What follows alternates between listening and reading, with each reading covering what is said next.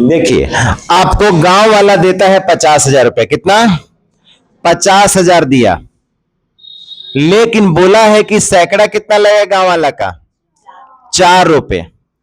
तो 4 रुपए से 50,000 का देखिए कितना होता है। तो आपको पता है कि 100 रुपया का कितना लगेगा? 100 रुपया का 4 रुपए सैकड़ा का मतलब है 100 रुपया में 4 रुपया ब्याज। तो 100 रुपया का कितना ब्याज?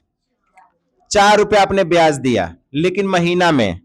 तो देख लेते हैं महीना में 50,000 का कितना हो गया। तो 50,000 का कितना हो जाएगा? तो दाया दाया बाटा बाया, गुने बगल में आया। तो 2 जीरो से 2 जीरो कैंसिल, यानी 5 चौका 20, यानी आपको 2,000 रुपया महीना में देना पड़ेगा। उस गांव वाले को महीना में 50,000 लिए हैं, तो कितना देना पड़ेगा? 2,000 देना पड़ेगा।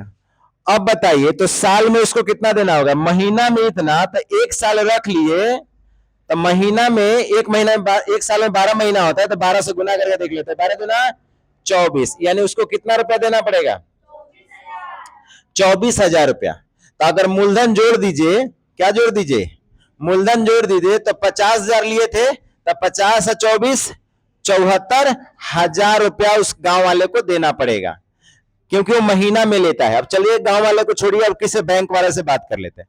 तो बैंक में देता है मान लीजिए 50,000, तो 50,000 लिए, तो आपको पता है कि 100 रुपया का कितना लेता है गांव बैंक वाला? मान लीजिए 9 रुपए लेता है। आपको लगता है ज्यादा रेट ले रहा है, लेकिन महीना में है, सॉरी महीना में नहीं, बैंक वाला का साल में है। वार्षिक लिखा रहे ना तो समझना साल का दर है, मासिक लिखा रहे तो महीना का। बाद में हम चक्रवृद्धि ब्याज भी बताएंगे, है ना, तिमाही वाला भी बताएंगे। अभी यही समझो, अभी फिलहाल वार्षिक और मासिक समझो, वार्षिक और मासिक। तो मान लीजिए कि 100 रुपया का कितना लग रहा है आपको? 9 रुपया। तब 50,000 का कितना लगेगा? 9 बटा दाया बटा बाया, गुने बगल में आया, तो कितना आ जाएगा? 2 जीरो से 2 जीरो, 9 पचे 45, यानी कितना रुपया लगेगा? साल में 4500 लगा। साल का है, क्योंकि हमने क्या लिया है? ये वार्षिक लिया है, तो साल में इतना। तो 1 साल पर लौटा रहे हैं, तो कितना लौटाना पड़ेगा बैंक वाले को? 50,000।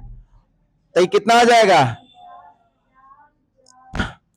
बताओ, इतना हो जाएगा, यानी 50,445 रुपया उसको देना होगा, जबकि इसको 74,000 देना। कौन महंगा है, कौन सस्ता है? बैंक वाला सस्ता है महंगा?